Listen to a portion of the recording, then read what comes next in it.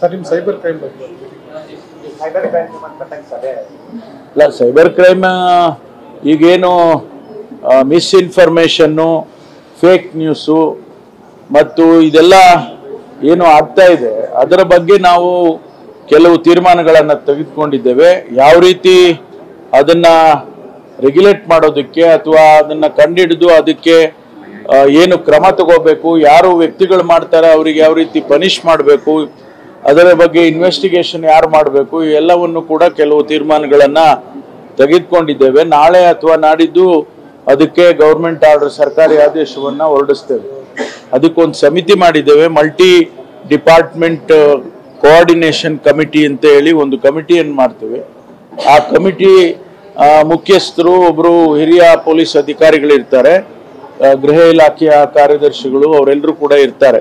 ಮಕರಂದ್ ನಡ್ಕರ್ಣಿ cycle retail shop ಮೂಲಕ ತಿಂಗಳಿಗೆ 6 ಲಕ್ಷ ಗಳಿಸ್ತಿದ್ದಾರೆ. ನೀವು ಕೂಡ ಅವರಿಂದ ಕಲಿಬೇಕಾ? ಅವ್ರ ಜೊತೆ ವಿಡಿಯೋ ಕಾಲ್ನಲ್ಲಿ ಮಾತಾಡಬೇಕಾ? ಈಗಲೇ ಫ್ರೀಡಮ್ ಆ್ಯಪ್ ಡೌನ್ಲೋಡ್ ಮಾಡಿ. ಅದರಲ್ಲಿ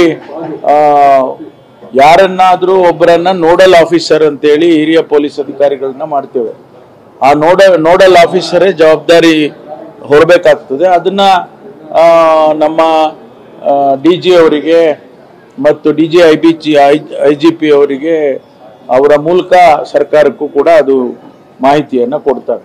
ಸರ್, ಹಾಗೆ ಹಾವೇರಿಯಲ್ಲಿ ಮೆಣಸಿನಕಾಯಿ ಬೆಲೆ ಕುಸಿತ ದಿಢೀರಾಗಿ ಸಾಕಷ್ಟು ಗಲಾಟೆ ಆಗಿದೆ, ಅಂಗಡಿಗೆಲ್ಲ ಬೆಂಕಿ ಹಚ್ಚಿದ್ದಾರೆ. 20,000ದಿಂದ ಅದು ಹೆಚ್ಚು ಕಡಿಮೆ 8,000ಕ್ಕೆ ಒಂದೇ ದಿವಸದಲ್ಲಿ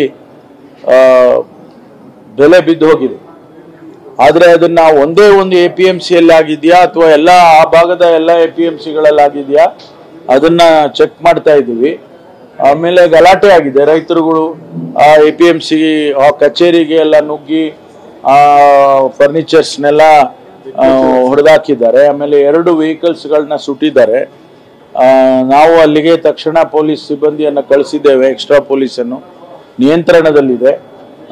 ಮುಂದಿನ ಕ್ರಮ ಯಾತಕ್ಕೋಸ್ಕರ ಇದು ಇಷ್ಟು ದಿಢೀರ್ ಅಂತೇಳಿ ಈ ಬೆಲೆ ಒಂದೇ ದಿವಸದಲ್ಲಿ ಇಷ್ಟೊಂದು ಸುಮಾರು 12,000 ರೂಪಾಯಿ ಬೆಲೆ ಕುಸಿಯೋದಕ್ಕೆ ಏನು ಕಾರಣ ಅಂತೇಳಿ ತಿಳ್ಕೊಳ್ಳೋದಕ್ಕೆ ಈಗಾಗಲೇ ಮಾನ್ಯ ಮುಖ್ಯಮಂತ್ರಿಗಳು ಕೂಡ ತಿಳಿಸಿದ್ದಾರೆ.